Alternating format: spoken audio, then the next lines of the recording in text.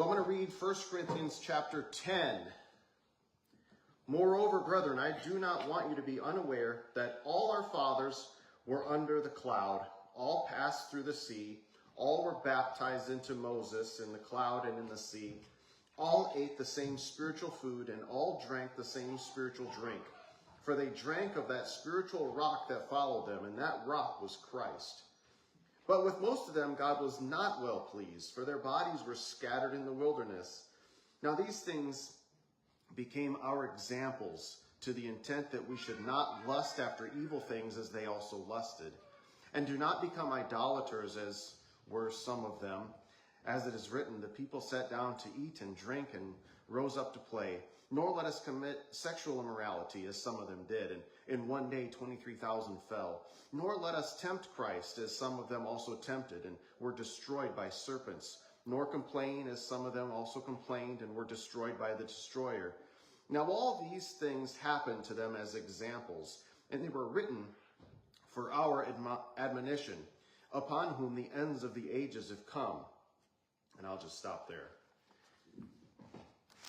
Now, why would I read that in preparation for 1 Samuel chapter 30? I bet it ties into the morning message. So for the last probably how many years now, we've done 1 Samuel. Next week's the last one. We've done Ruth. We've done Joshua, we've done Nehemiah, we've done a lot of Old Testament stuff. One of the reasons that we enjoy the Old Testament is because those stories are given to us as examples to follow. They're stories that happened to the Israelites for us to learn from. So oftentimes they're cautionary tales. Nevertheless, we are to learn from them and to use them in our lives in a meaningful way. So that will become important later. As we get started in 1 Samuel chapter 30 today, I hope all of you read this. This is one of my favorite chapters in the Bible. I love this chapter of the Bible. It's just a climax of everything that's been happening so far in 1 Samuel. It really ties everything together. The setting is Ohio State University. About 6 or 7 years ago, in a huge lecture hall of about 1,000 students for a calculus final. You ever take a calculus final? Oh yeah. Apparently this particular calculus teacher was not well liked. He was one of those guys who would stand at the front of the class and yell out how much time was remaining before the end of a test. A real charmer. He was so busy gallivanting around the room, making sure that nobody cheated, that everyone was aware of how much time they had left before their failure on the test was complete. He had the students stack the completed test on a huge podium at the front of the room. This, however, made for quite a mess, as there were about 1,000 students. During this particular final, one guy entered the test needing a decent grade to pass. His only problem with calculus was that he did poorly when he was rushed, and the guy standing at the front of the room barking out how much time was left before the test didn't help at all.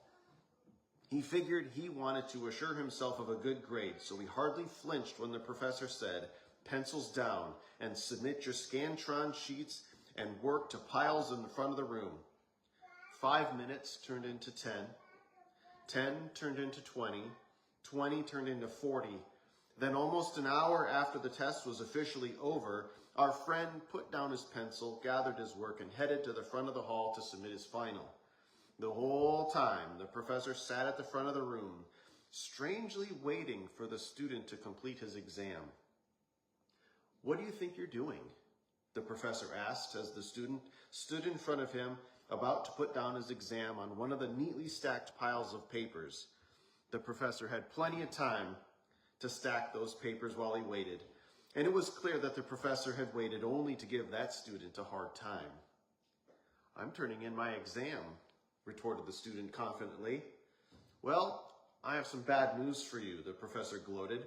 "Your exam is an hour late. You failed, and I will see you next term." The student smiled slyly and asked the professor, Do you know who I am? What? Said the professor, annoyed that the student showed no sign of emotion. The student rephrased the question mockingly. Do you even know what my name is? No, snarled the professor. The student looked the professor dead in the eyes and said slowly, I didn't think so, as he lifted up one of the stacks halfway and shoved his test neatly into the center of the stack, and he let the stack fall, burying his test in the middle.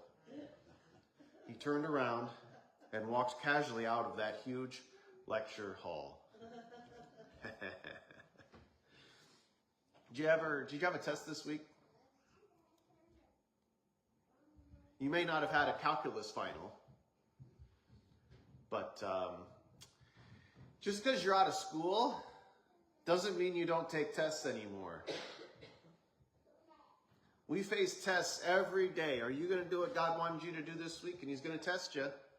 You know what, Lord, I'm ready to share Jesus with somebody this week. And tomorrow He's going to bring somebody, and there's your test. Are you going to do what you said you were going to do? We get tested all the time. All the time. One of the laws of the teacher is this: there is no teaching without testing. And if God is going to be trying to teach you stuff, He's going to have to test you to see if you've actually learned it. So we get tested all the time. It's not a matter of whether or not you get tested. The question is, do you realize and recognize when you get tested? You know who else had a test? David. For the last, 7 to 10 years, David has been hunted by Saul. He's been on the run, hiding in caves and forests. He's been on the run for the last 7 to 10 years. And before that, do you remember what was happening in the life of David? I mean, you got to really go back. God was trying to teach this guy some stuff. And those lessons concluded. He began to be on the run, and God worked with him. God showed him some stuff. There were some, we'll say, quizzes in there. But now we reach chapter 30. This climactic battle here at the end of 1 Samuel between the Philistines and Israel. As you remember, Saul has tried to go to the medium to figure out what he should do. He resurrects up Samuel in that bizarre story. He's been in the back lines with Achish because they're about to head out into battle. He gets sent away. Remember where he gets sent away to? Starts with a Z. Ziklag. Very good. He gets sent away to Ziklag. And that's kind of where we ended last week. He gets sent away. These two armies are going to clash. The Philistines didn't want David a part of their group, so they sent him packing, sent him back to Ziklag. And as we get into chapter 30, we're going to see that God wants you to see His final test for David. As we reach chapter 30, God wants you to see His final test for David. There's 3 elements to this test as we go through chapter 30. Verses 1 through 6, the first element, the devastating direction that David encounters. Boy, it's not good. Second element to this test, verses 7 through 20, the divine direction that David experiences. And the third element to this test, verses 21 through 31, the developing direction that David explores.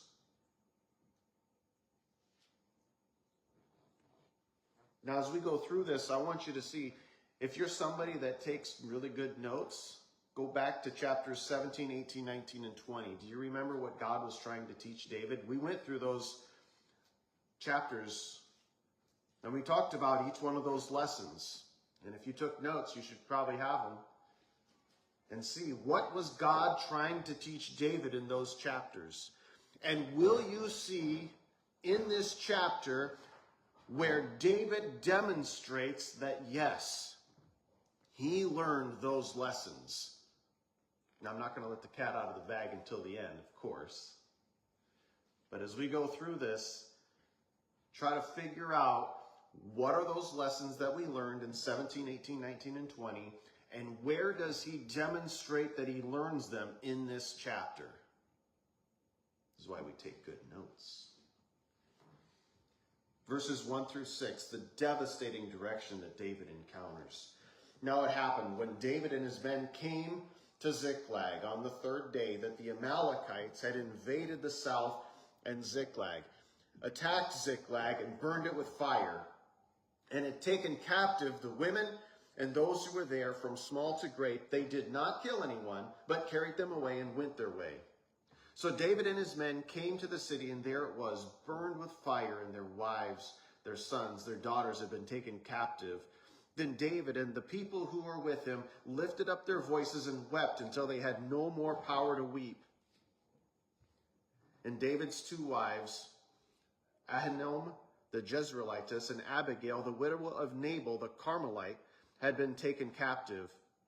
Now David was greatly distressed, for the people spoke of stoning him, because the soul of all the people was grieved, every man for his sons and daughters. But David strengthened himself in his Lord his God. The devastating direction that David encounters. Can you imagine? He just got dismissed from the Philistines and got sent back home to Ziklag. Took him 3 days to get there. And when he gets back, he finds that that city has been destroyed and everybody taken captive by the Amalekites. Amalekites. Is it spinning? Are the gerbils going? Amalekites. Think. Amalekites. We've read about Amalekites, haven't we? When did we read about the Amalekites? What happened with the Amalekites? Now this goes back to chapter 15. So we got to really go back into the archives. We're talking 14 weeks ago. What happened with the Amalekites? Saul was supposed to do what with the Amalekites? Kill them all. Very good. Saul was supposed to kill them all. God had given him very clear and specific instructions. You go and you kill all the Amalekites, from the youngest to the oldest to the king. Everybody needs to be done, gone, dead, destroyed, annihilate the entire group of them, all the way up and down. No quarter given to any of them. Did he do that? Nope. And now here, who is the thorn in the side of David? The Amalekites. I wonder if God knew what he was doing when he said, go kill them all.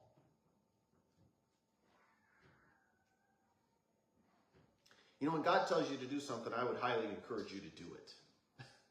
And do it completely, do it fully. Don't do it halfway. Don't do it to the extent that you think that it's okay. You do it fully. Because now David at Ziklag has encountered the wrath of the Amalekites. When all their people have been taken captive, the city is under siege and under fire and destroyed. And now it's like, oh man, can you imagine getting dismissed like that from Achish's group and have to go home 3 days? They probably just trotted along.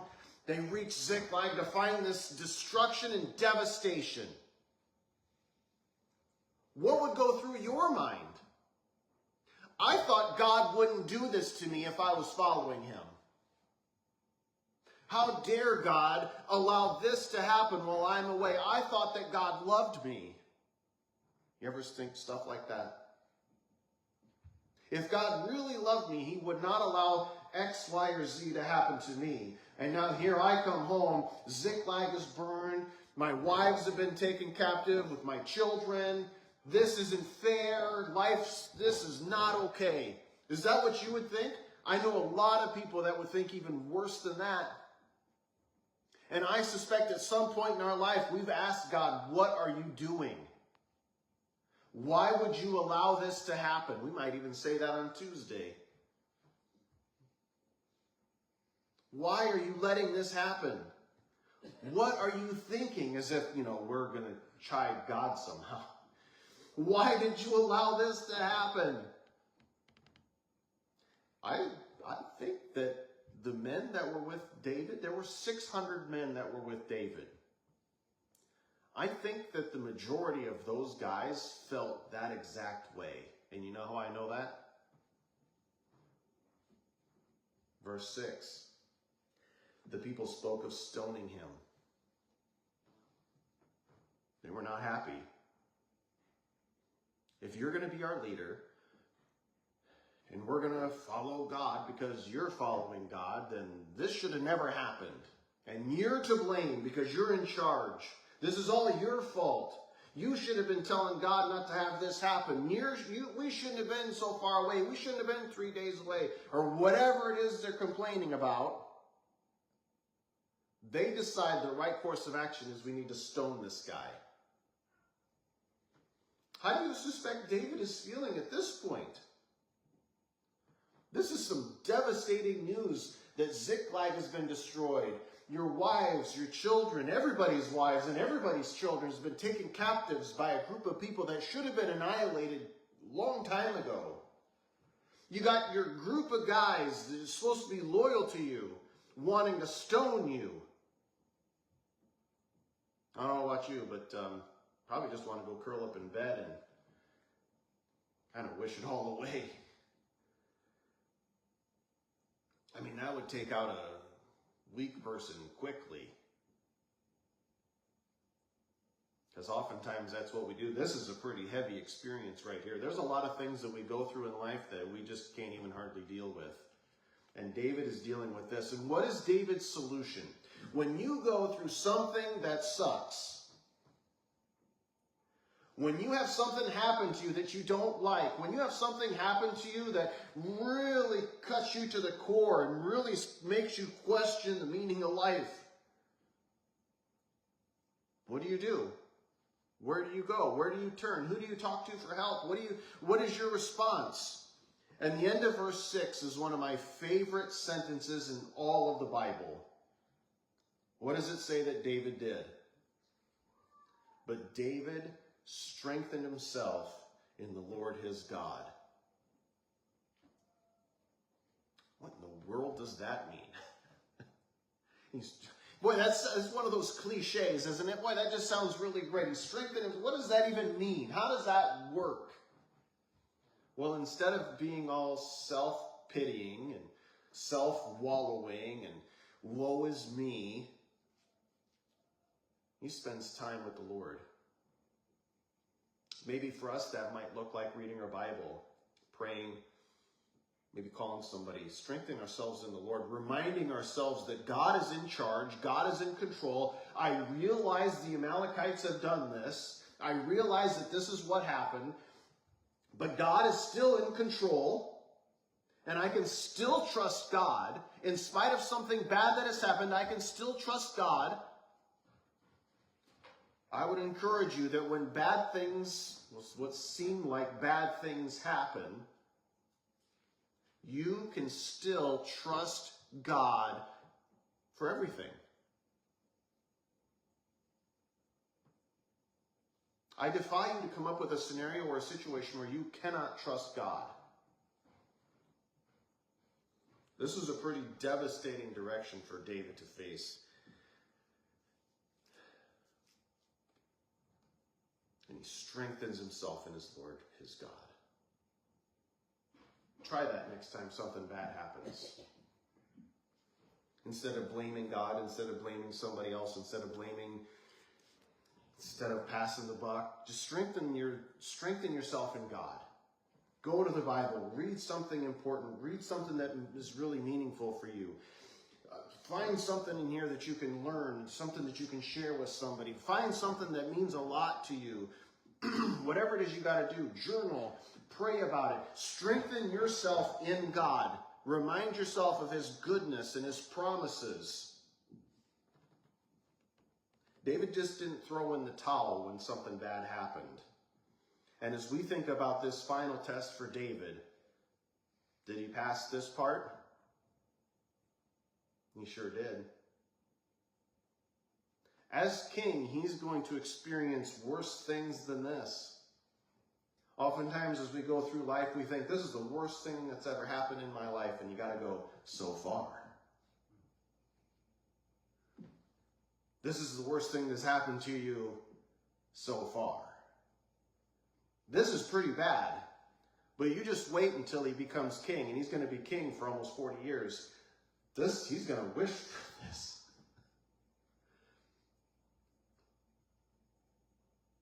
And he strengthens himself in the Lord as God. Because if he can't strengthen himself in God as a result of this, how do you think he's going to do as king? He passed. Nice. Second element. So what does he do next? Verse 7 through 20. Then David said to Abiathar the priest, Ahimelech's son, please bring the ephod here to me. And Abiathar brought the ephod to David. And David inquired of the Lord, saying, shall I pursue this troop? Shall I overtake them? And he answered, pursue, for you shall surely overtake them, and without fail recover all. So David went, he and the 600 men who were with him, and came to the brook Besor, where those stayed who were left behind. But David pursued, he and 400 men, for 200 stayed behind, who were so weary that they could not cross the brook Besor. Then they found an Egyptian in the field, and brought him to David. They gave him bread, and he ate. They let him drink water. They gave him a piece of cake and figs and 2 clusters of raisins. So when he had eaten, his strength came back to him, for he had eaten no bread nor drunk water for 3 days and 3 nights. Then David said to him, to whom do you belong, and where are you from? He said, I am a young man from Egypt, a servant of an Amalekite, and my master left me behind, because 3 days ago I fell sick.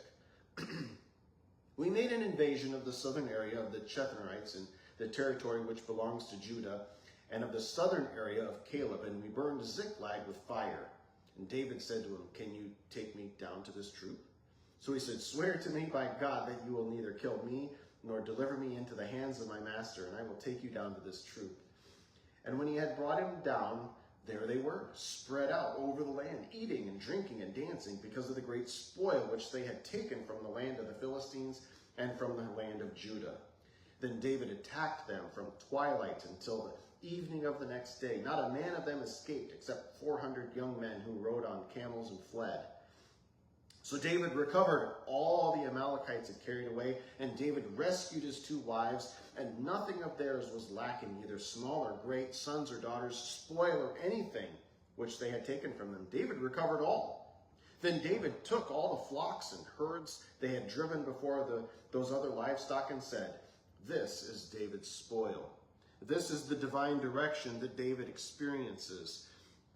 As he realizes that Ziklag has been burnt to the ground and everybody has been taken away captive, first thing he does is what? He inquires of the Lord. He had strengthened himself in the Lord as God, and he inquires of the Lord, what should I do? What a great example to follow. What a great example of somebody who should be king. Somebody that's learned some kind of lesson along the line in their life. Somebody that's been taught well. When something happens, you inquire of the Lord, what should I do? Oftentimes we're too flippant. We just go rush in. What's the name of that? Only fools rush in. David inquired of the Lord, what should I do? He said to the priest, bring me the ephod. This is the garment that the priest would wear, and it would house the Urim and the Thummim. He uses this equipment, and he says, shall I pursue this troop? Shall I overtake him? And God says, pursue, you shall surely overtake him and recover all without fail. Nice. That a boy, David. Inquire of the Lord, figure out what you're supposed to do, figure it out, get a plan, and then go do it. When God says pursue them and recover all, by golly, you need to go and pursue them and recover it all. Stop making excuses for why you can't do it. Remember Joshua and Caleb and the spies? I don't know if we can do it. They look pretty big and mean over there. I'm not sure this is a good idea. If God says to go down and take it, you better go down and take it. When God tells him, go and pursue them and you will recover all, you better go and pursue them. Yeah, but I don't know where they went. I don't know where to go. I don't know what they look like. I don't know how long they've been gone. I don't know what direction to take. Excuse, excuse, excuse, excuse. David did not make one excuse. We are good as people as, making excuses for why we can't or shouldn't, or, oh, I'll do it tomorrow, or some kind of nonsense like this. God says, go take them, pursue them, recover all, and David went with the 600. Boom, just like that, let's go. They come to the brook Besor, where 200 decide to stay behind. Now you may think of them as weenies or something, I don't know. 600 men go with David. They reach the brook Besor. 200 of them are weary from all the travel. Remember, they've been traveling for 3 days already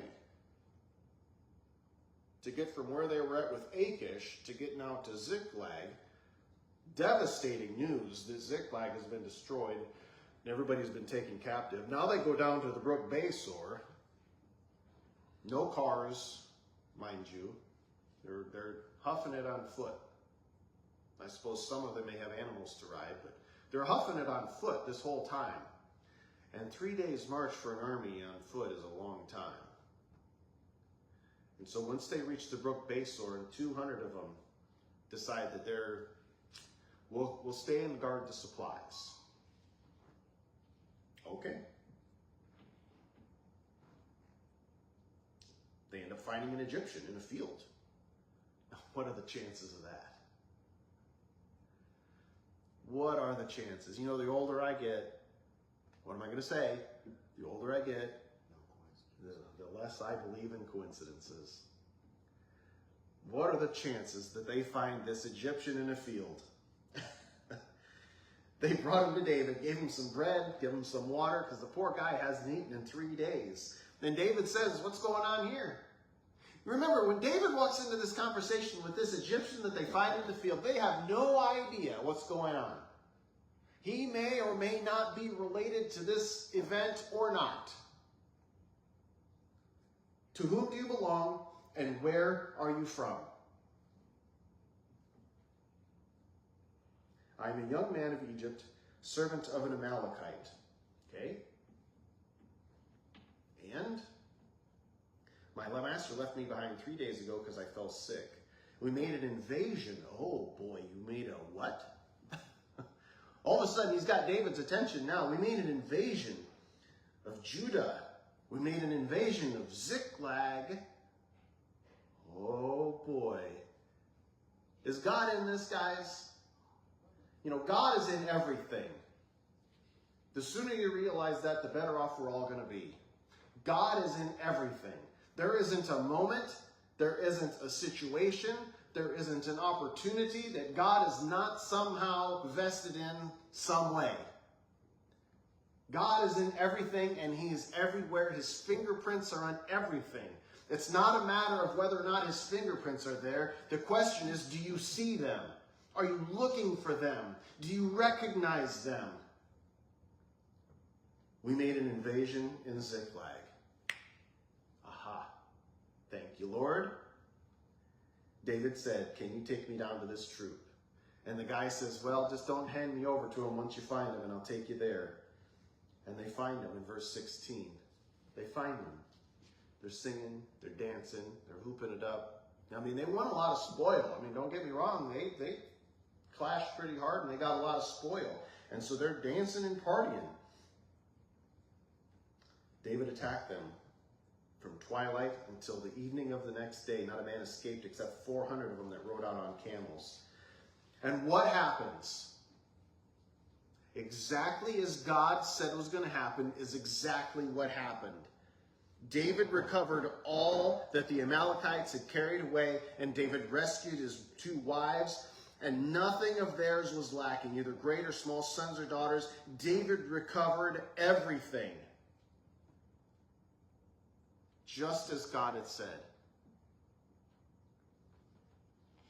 David did a great job of following the direction of the Lord. When God said, do this, David did it. No questions, no hesitation, no excuses. God went and did it. Because as God is trying to train this young man to be the king over Israel, he wants somebody that's going to follow him with his whole heart. No excuses, no compromising, no nonsense.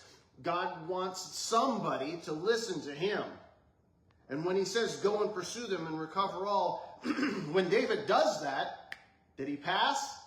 You bet he did. David is passing this final exam with flying colors. How awesome is this? Then we come to this developing direction.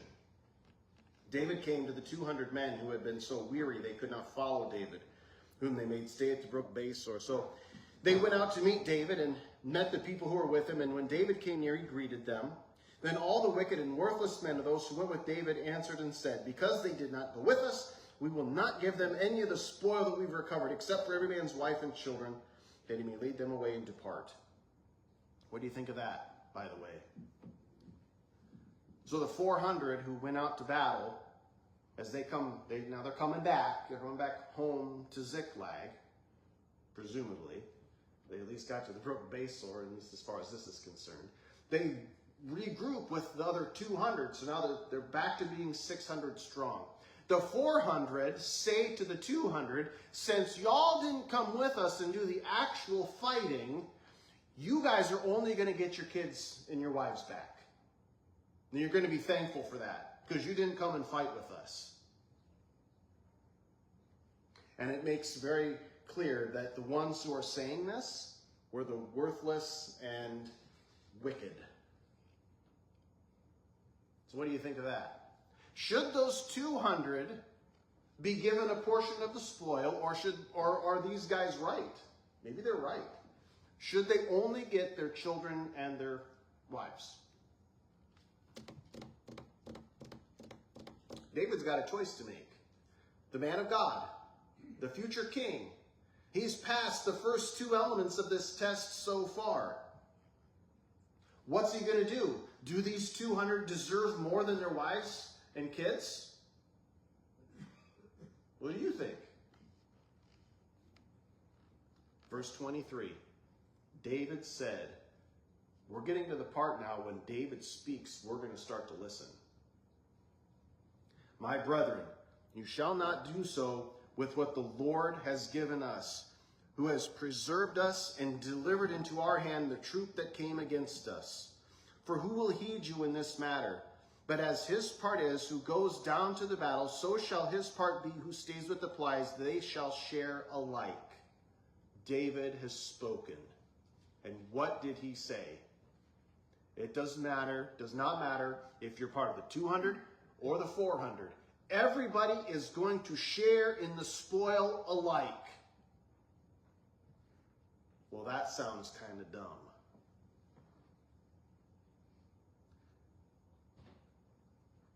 I remember back in COVID days, and we got to go to COVID days, 2020, go all the way back to 2020. Now at Fairway, during the days of COVID, one of the things that Fairway did in their infinite wisdom and generosity towards us who were working there, decided to give us some free paid absence time. Cool. We all got the same amount. And there were several people who said to me, that is stupid. I work 40, 50 hours a week. I've been busting my chops in this place day in and day out during this pandemic. And there are people who are working 5 hours a week. I should be getting more than them.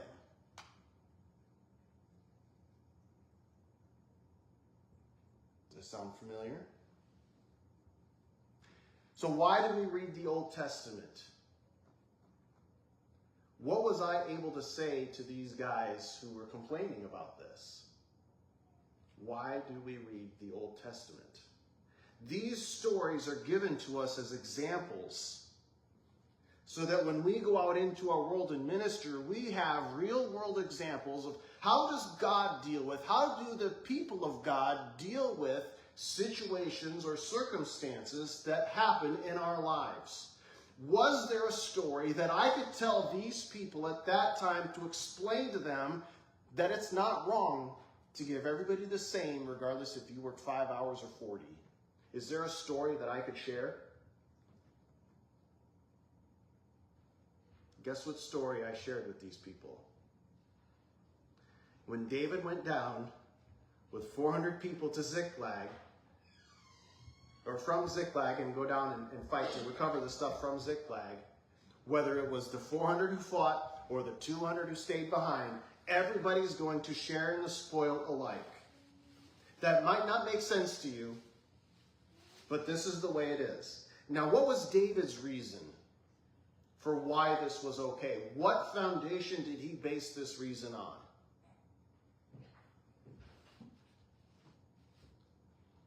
It's in verse 23. My brethren, you shall not do so with what the Lord has given to us. Who won this battle? Was it the 400? It was not. The old saying is, the battle belongs to the Lord. And when you win a battle, you didn't win the battle. God won the battle. You just happened to be there. God could have won all that spoil back with about 3 of those guys if he wanted to.